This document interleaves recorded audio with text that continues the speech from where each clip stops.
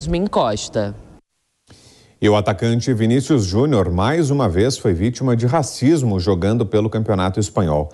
Dessa vez na partida entre Real Madrid e Valência, no estádio Mestalla. Ao todo, o brasileiro já sofreu com 11 casos de racismo no país em menos de 2 anos, 1 ano e 7 meses, para ser exato. Nenhum dos casos resultou em punição para o clube rival. E para a gente entender quais as possíveis implicações que esse caso pode gerar, nós conversamos agora com o advogado criminalista Leonardo Waterman. Doutor Leonardo, obrigado pela presença. Boa noite. Tudo bem, Vitor? Boa noite. Boa noite a todos os telespectadores e ouvintes da Jovem Pan. Quais são os próximos passos agora, doutor? O que é que as autoridades espanholas pretendem fazer? Vão tentar trabalhar pela identificação das pessoas que cometeram esses atos racistas? Quais são os próximos passos agora? Bom, em primeiro lugar, o caso é triste e é um caso corriqueiro, né? É um caso, como você bem falou, que só contra o Vini Júnior já ocorreu diversas vezes. É um caso que está se repetindo e as autoridades espanholas não estão fazendo absolutamente nada. Talvez agora, com uma pressão um pouco maior, uma pressão da mídia, uma própria pressão do governo brasileiro, uma pressão do Real Madrid, isso mude um pouco, mas pelo que parece, pelo que a gente vê dos jornalistas espanhóis, pelo que a gente vê da postura dos clubes e da própria La Liga, isso é uma coisa que eles interpretam como uma questão de futebol. Então, esse desrespeito, esse crime que é feito contra o jogador brasileiro, apesar de ele estar previsto no Código Penal espanhol, ele é deixado de lado na maioria das vezes. Então, eu sinceramente não sei se as autoridades espanholas vão fazer alguma coisa, viu? Mas na lei é crime, né, doutor? Assim como aqui no Brasil, pela lei espanhola, e isso que aconteceu ontem contra o Vinícius Júnior é crime, né? Sim. Na lei espanhola é crime. Na lei espanhola, o artigo 510 do Código Espanhol traz de forma muito clara esse tipo de comportamento, que esse comportamento de encorajar e de promover esses atos racistas, principalmente acompanhado de outras pessoas, é considerado crime na Espanha e tem uma pena um pouco mais branda que aqui no Brasil, mas mesmo assim tem uma pena aplicada. A pena lá normal para esses crimes é punida de 1 a 4 anos de reclusão, enquanto aqui no Brasil ela acabou sendo nos últimos anos mais exasperada. Mas, como eu te disse, apesar de existir essa previsão legal no Código Penal espanhol, o que a gente tem visto, na maioria das vezes, é que as autoridades ficam completamente inertes, porque identificar é muito fácil hoje em dia com a quantidade de câmeras que você tem dentro de um estádio de futebol. Nesse caso, o próprio Vini Júnior acabou identificando alguns torcedores e depois a postura que a arbitragem e que a parte administrativa teve foi de retirá-lo do campo mediante expulsão, porque ele, obviamente, estava nervoso, ele perdeu a cabeça. Então, acabam punindo aquele que deveria ser tratado como vítima. Tori, do ponto de vista desportivo, que tipo de punições pode haver, já que, claro, o ideal era que houvesse uma punição no campo criminal, né, que fosse tratado como um caso de polícia, né, e como um crime comum, né, tendo sido cometido dentro de um estádio de futebol, do lado de fora é um ato de racismo, né, e teria que ser punido dessa maneira. Mas isso não acontecendo por causa dessa questão cultural que o senhor mencionou agora.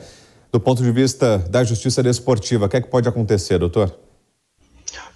Veja bem, se isso fosse aqui no Brasil, felizmente nós estamos muito mais avançados do que a Espanha. Isso não é mais permitido aqui no Brasil.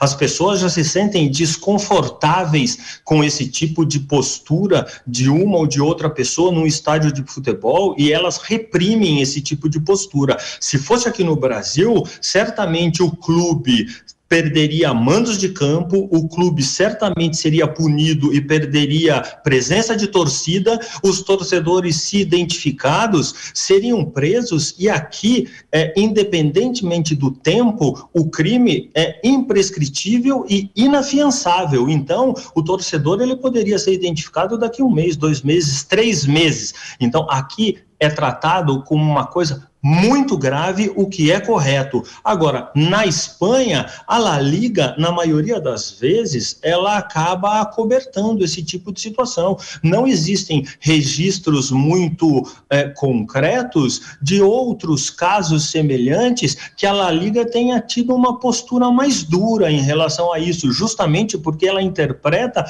que isso é uma questão de campo, é uma provocação de torcida. E aí tem uma coisa muito importante que a gente precisa analisar.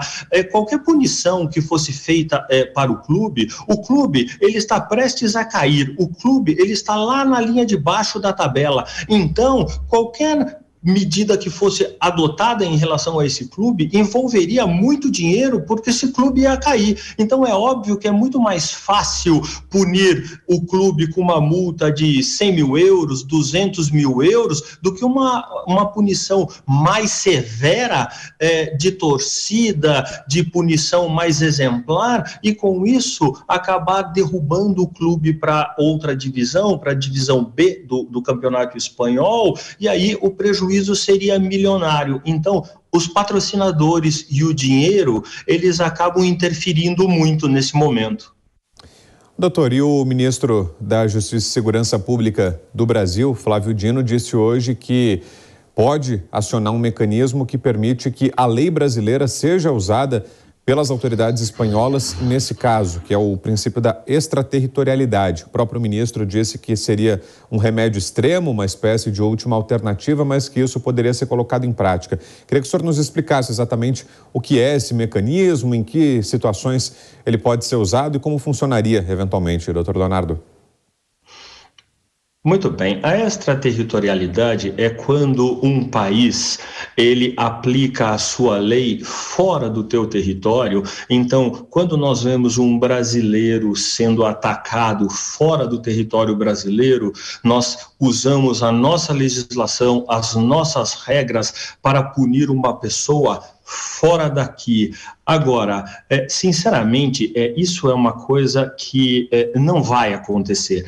Isso é uma tentativa de tentar ganhar um pouco de espaço nesse momento, como normalmente acontece, como os políticos normalmente fazem, eles ganham um pouco de espaço nesse momento com algumas declarações que, sinceramente, não vão se concretizar. Não existe, por mais que exista até uma intenção, não existe como aplicar a extraterritorialidade nesse caso. O que o ministro da Justiça quer fazer? Ele quer aplicar algum tipo de punição nos torcedores lá na Espanha? Ele quer tomar alguma atitude contra todos os tratados que são compartilhados entre os países? Isso não, por mais que seja um crime de racismo, isso não vai acontecer. Então, é mais um minuto de fama que utilizam-se nesse momento difícil que o Vini Júnior está passando,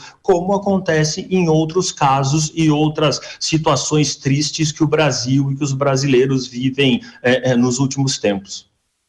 Muito bem, doutor Leonardo Waterman. Obrigado mais uma vez, doutor, pela presença aqui com a gente. Obrigado pelos esclarecimentos. Uma boa noite. Eu que agradeço você, Vitor, e agradeço novamente a todos os telespectadores e todos os ouvintes da Jovem Pan.